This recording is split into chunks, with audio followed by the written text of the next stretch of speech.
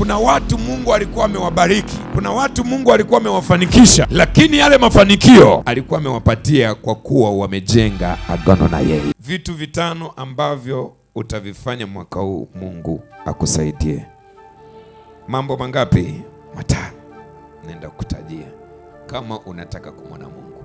Tunaamini mwaka huu ni mwaka wetu wa kumiliki. Sijajua una mpango gani wewe, lakini wengi tuna mipango ya kumiliki ardhi, kumiliki vitu vingi mwaka huu. Hatutaki kila mwaka unapita tu ili mradi. By the way, kama ni mgeni, ni mara yako ya kwanza, karibu sana. Makofi kwa ajili ya wageni. Haleluya. Namba moja, kama unataka mwaka huu kuona mkono wa Mungu kwenye eneo la kumiliki, kwenye eneo la kufanikiwa, ili tuweze kumiliki mwaka huu, namba moja, tutafute kuwa ana agano na Mungu la kufanikiwa. Namba moja, tafuta kuwa agano na Mungu. Tafuta kuwa na agano na Mungu la wewe kufanikiwa. Haya ni mambo ambayo unapaswa kuyafanya mwaka huu kama unataka kumiliki. Zaburi 50 mstari wa 5. Nataka mtu anayejua kufungua Biblia haraka haraka, hatuna muda. Zaburi 50:5. Tafuta agano na Mungu la wewe kufanikiwa. Kama Mungu hatokuambia kwamba utafanikiwa, unaweza ukapambana mpaka ukazeeka na hujaona chochote kwenye maisha yako. Unahitaji agano na Mungu. Unahitaji Mungu aingie agano na wewe, la wewe kufanikiwa, la wewe kubarikiwa. Kama alivyoingia maagano na kina Ibrahimu, alivyoingia maagano na kina Ayubu, na wakawa matajiri na watu wakubwa wenye nguvu, na wewe pia unahitaji agano kwa Mungu. Mungu atajirishi watu bila maagano. Tunaelewana vizuri? Mungu hawafanikishi watu bila maagano. Unaweza ukapata hela ya kula, unaweza ukapata hela ya kuvaa nguo, lakini kwa habari ya mafanikio unahitaji agano na Mungu. Mwambie mtu mmoja, kwa habari ya wewe kufanikiwa unahitaji kuwa na agano na Mungu. Hiyo huwezi kuikwepa. Huwezi kuikwepa. Na haswa kama wewe ni mwana wa Mungu, unahitaji kuingia agano na Mungu kwa gharama yoyote ili uweze kufanikiwa. Bila agano na Mungu utajikuta unapambana, unafanya kila kitu, vitu vinaharibika, vitu haviendi kama inavyotakiwa kwa sababu umekoswa agano na Mungu. Hebu nyanyua mkono wako dakika moja. Kuna kitu nina kisense kwenye ulimwengu wa roho hapa. Ninakemea kila roho zilizokusindikiza kutoka nyumbani kwenu, zipotee kwa jina la Yesu. Na kila nguvu ama mpango wa adui kuharibu ibada yako, nina uharibu katika jina la Yesu. Hakuna mpango wa adui wala shetani utakaofanikiwa katika jina la Yesu. Ibada yako itakuwa nzuri. Ibada yako itakuwa nzuri na utapokea katika jina la Yesu. Amen. Kwa namba moja, unataka kufanikiwa, unataka kuwa na nguvu, unapaswa kuweka agano na Mungu. Rafanyeje? Tafuta agano na Mungu. Tafuta agano na Mungu. Ndio maana tunao watu wengi makanisani, tunao watu wengi waliookoka, wana miaka, wamemtumikia Mungu, wamejitoa kwa Mungu kwa kadri wanavyoweza, lakini bado mambo ni magumu kwao. Wamekazana kumtafuta Mungu, lakini bado mambo ni magumu kwao. Ingia kila kanisa, ni 1% ama 2 kati ya 100 kanisani. Kanisa lolote nenda, ni 1% ama 2 kanisani ya watu wenye nguvu ya kiuchumi, watu ambao wamefanikiwa. Ni wachache sana. Unataka mwaka huu, tunataka kuona nguvu ya kumiliki, tunataka kuziona baraka. Fanya agano na Mungu. Ingia agano na Mungu la wewe kufanikiwa. Sema amina kama tunaelewa. Zaburi 50 mstari wa 5. Tuko hapo. Anasema, nikusanyeni wacha Mungu wangu waliofanya agano nami kwa dhabihu. Nikusanyeni wacha Mungu wangu waliofanya agano nami kwa dhabihu. Kuna watu Mungu alikuwa amewabariki, kuna watu Mungu alikuwa amewafanikisha, lakini yale mafanikio halikuwa hajawapatia kwa sababu alikuwa amewapatia kwa kuwa wamejenga agano na yeye. Sema amina. Tunaona Mungu anatenga katikati ya watu waliofanya agano na yeye kwa njia ya dhabihu. Namba moja, mwaka huu tunataka kumwona Mungu kwenye nguvu ya uchumi. Bwana Yesu asifiwe. Sikiliza, sema amina nzuri kama tuko wote hapa. Kanisa bila kuwa na nguvu ya hera, bila kuwa na nguvu ya uchumi, tutaendelea kudharauliwa. Ndio maana hata ndugu zako wanakutukana na urokole wako. Acha kusema unapitia jaribu, huna hera, hawataki tena. Ukiona ndugu wanakutukana, wanasema hayo mambo yako ya urokole, hayo mambo yako ya urokole, unasema ni jaribu langu, wananitenga tu kwa sababu nimeokoka. Hapana, hawajakutenga kwa sababu umeokoka. Huna hela. Amina. Huna udhihirisho. Huwezi kuwa umeokoka alafu na hela wakakutenga, ni ngumu. Haleluya. Nyewe mliona wapi mtu ameokoka alafu ana hela ametengwa? Mliona wapi? Haipo. Kwa sometimes hichi tunachokiita ni majaribu, sio majaribu, ni kwa sababu kuna nguvu bado hatujawa nayo, kuna udhihirisho bado hatujauonesha kwenye familia zetu, ili waweze kutukubali, ili waweze kukubali Bwana Yesu asifiwe yetu. Kuna nguvu wanataka kuiona kwetu, kuna utofauti wanataka kuona kwetu, na Mungu ataenda kukuinua mwaka huu. Watauona wao tofauti katika jina la Yesu. Haleluya. Kwenye familia haijalishi mtu anaendaga kwa waganga ama aende, wanachoangalia ni ana nguvu. Hawaangalia anaendaga kanisani ananenaga kwa lugha ama hapana, wanachoangalia na nguvu. Kwa ndo maana kanisa kwa hali yoyote, kwa gharama yoyote, Mungu atusaidie, tunahitaji kuwa na nguvu ya uchumi. Kanisa tunahitaji kuwa na nguvu ya uchumi. Tusipokuwa na nguvu ya uchumi, kunena kwa lugha peke yake hazitoshi. Kuimba sana peke yake hakutoshi. Kuomba sana na kufunga sana peke yake hakutoshi. Tunahitaji kumtafuta Mungu, tuingie agano na yeye la kufanikiwa. Sema amina nzuri. Nimesema namba moja, tafuta agano na Mungu la kufanyaje? La kufanikiwa. Zaburi 55. Fungua Kumbukumbu la Torati 8:18. Kumbukumbu la Torati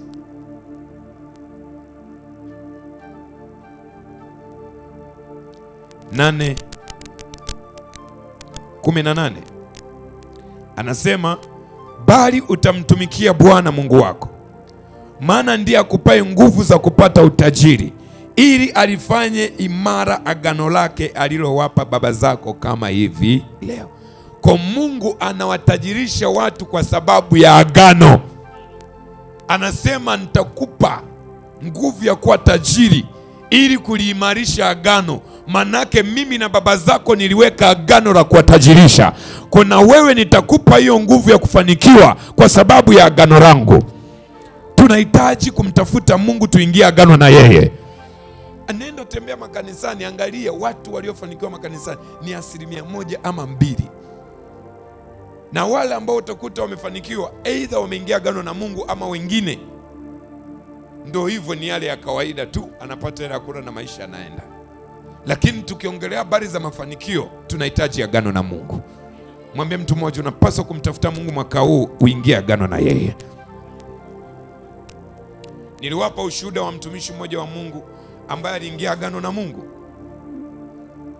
Miaka 6 anatoa mshahara wake wote kwenye madhabahu ya Mungu. Mwaka wa 6 Mungu anamwambia, kuanzia leo ninaingia agano na wewe la kukutajirisha. Sio mchezo. Aliingia agano na Mungu na Mungu akalisikia.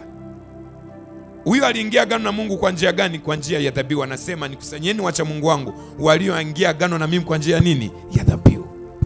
Kwa manake kwa kumtolea Mungu na kumtolea Mungu, tunaweza tukajikuta tumeingia agano na yeye. Sema amina. Namba 2, kitu unachopaswa kufanya mwaka huu, kuwa na bidii katika kile unachokifanya. Namba 2, tafuta kuwa na bidii katika kile unachokifanya. Wakati umemtafuta Mungu, wakati umekuwa na Mungu, tafuta sasa kuwa na bidii katika kile unachokifanya. Ni biashara, huduma, chochote unachokifanya, Mungu akupe neema ya kuwa na bidii. Sema bidii. Sio kana ongea na watu hapa. Sema bidii. tafuta kuwa na bidii. Mithali 29, Mithali 22, mstari wa 29. Sijui mpo hai au mmekufa. Muulize mtu mmoja, uko hai au umekufa? Anasemaje? Anaweza kana napumua lakini kafa, hamjui. Mithali 22:29 anasema, je, wamuona mtu mwenye bidii katika kazi zake? Huyo atasimama mbele ya wafalme, hatosimama mbele ya watu wasio na cheo. Wamuona mtu mwenye bidii katika kazi zake? Huyo atasimama mbele ya wafalme, atasimama mbele ya watu wakuu. Manake mtu mwenye bidii katika kazi zake, katika kila anachokifanya, Mungu atampa nafasi ya kuwa sehemu ya wafalme. Mungu atampa nafasi ya kuwa sehemu ya wakuu. Nataka kusikia mina yako kama hujarogwa. Yeyote mwenye bidii katika kila anachokifanya, Mungu atamweka kwa sehemu ya wakuu, atamweka kwa sehemu ya wafalme, na wala hatakuwa mtu wa kawaida. Kwa namba 2, mwaka huu jitahidi kwa gharama yoyote, fanya kile unachokifanya kwa bidii zako zote. Chochote Mungu amekiweka mikononi mwako, iwe ni elimu, iwe ni biashara, iwe ni kazi, fanya kwa bidii. Mungu anabariki watu, lakini abariki mikono ya watu wavivu. Mungu hatakubariki kwa sababu naomba. Unaweza ukawa unaomba lakini wewe ni mvivu katika kufanya kazi, ni mvivu katika kufanya kile ambacho Mungu ameweka mikononi mwako, hakuna baraka zitakuja hapo. Kuhakikisha unakuwa na bidii. Amka mapema, amka mapema, nenda kazini. Amka mapema, ingia kwenye biashara. Amka mapema, fanya kile kitu unachofanya. Kuna baraka za asubuhi. Bwana Yesu asifiwe. Amen. Unakuta mtu na kamtaji ka milioni 1 au milioni 2 au 500,000, lakini unaenda kazini, unaenda kwenye biashara saa 4, saa 5, saa 6. Eti wateja wangu wanaanza kuja saa 6. Acha ujinga. Amka mapema, wahi mapema kwenye biashara. Kuna baraka za asubuhi. Kuna malaika anaitwa ni malaika wa asubuhi, ambaye anapitia watu waliofungua mapema biashara zao ili kuweza kuzibariki. Amen. Kwa kuwa na bidii, acha kuchoka ovyo ovyo. Haleluya. Amina. Kuwa na bidii. Kuna watu wanachelewa kufungua biashara afu wanawahi kufunga biashara. No, kuwa na bidii, wahi mapema kwenye biashara yako, wahi mapema kwenye eneo lako. Namba 2, kuwa na nini? Na bidii. Namba 3, mwaka huu jitahidi kuwa na nidhamu. Kuwa na nidhamu katika kile unachokifanya. Kuwa na nidhamu katika kile unachokifanya. Usichekecheke na watu hovyo kwenye biashara, kwenye kazi. Oh, ni ndugu yangu, oh, ni rafiki yangu. Kwa mfano kuna mwanangu mmoja alikuwa amefunguaga duka lake, ni nadhani sehemu ya Kitangiri hapa na ni maeneo hapa ya Kirumba Polisi, maeneo hayo. Alikuwa amefungua duka pale. Nilikuwa nikienda kumtembelea pale, unakuta ameweka marafiki zake mpaka ndani. Yaani marafiki zake kawafungulia milango, ameingia ndani ya duka, wako wanapiga story. Nikamwangalia nikamwambia, iko siku moja utakuja kujua matokeo ya hichi unachokifanya. Hakikisha unakuwa na nidhamu kwenye biashara yako. Amen. Kuwa na nidhamu kwenye kazi zako. Amina. Kama ni urafiki, fanyieni nje. Ikija wakati wa biashara, kuwa serious kibiashara. Amina. Kama ni maongezi na mazungumzo ya kucheka na kuchekeana, fanyiana nje. Lakini ikifika wakati wa kazi, hakuna kuchekeana. Amen. Ni kazi, ni biashara, mambo yaende mbele. Sema amina kama tunaelewana. Amen. Sema tena amina kama tunaelewana hapa. Amen. Hakikisha una information vizuri ya kile unachokifanya. Nidhamu. Mwambie mtu mmoja nidhamu. Nidhamu. Hajasikia, mwambie tena nidhamu. Nidhamu. Mithali 11:16. Mithali 11:16. Mithali 11:16 anasema B, twende kwenye B. Anasema na watu wakali hushika mali siku zote. Mithali 16B. Na watu wakali hushika mali siku zote. Manake kwenye maeneo yako ya biashara, kwenye maeneo yako ya kazi, Kwenye maeneo yako ambapo najua hapa pananiingizia ugali, kuwa mkali kuliko kawaida. Amina. Amina yako imerara. Amen. Amina yako imerara. Amen. Ni kama leo nimetembelewa na washirikina. Kama sio mshirikina asema amina nzuri zaidi. Amen. Kuwa mkali. Acha kukaribisha watu sana kwenye eneo la biashara yako. Usimwamini mtu kwenye maeneo yako ya biashara, kwenye maeneo yako ya kazi. Unaofanya wafanyakazi wako marafiki. Bwana Yesu asifiwe. Amina. Unafanya kwa mfano kama hapo umeweka watu, wewe unasimamia. Unasimamia ujenzi pale, unawaweka watu pale kwenye kazi zako pale. Halafu unacheka cheka nao ovyo ovyo. Ndio watu wanaibiwaga hivyo. Ndio watu wanaharibiwaga kazi hivyo. Ukimweka mtu pale, unahakikisha naelewa. Hata ukija anaanza kutetemeka, najua bosi amekuja. Msimamizi wangu amefanyeje? Amekuja. Ila unapokuwa umewaweka watu kazini, unawachekea chekea, watu watajua ndivyo ulivyo, wataanza kufanyia ya kukufanyia. Na utashangaa unaharibu kazi zako na kuna kitu utafanya. Amina. Sika kuna mtu naongea naye hapa. Amen. Kuwa serious, kuwa na nidhamu.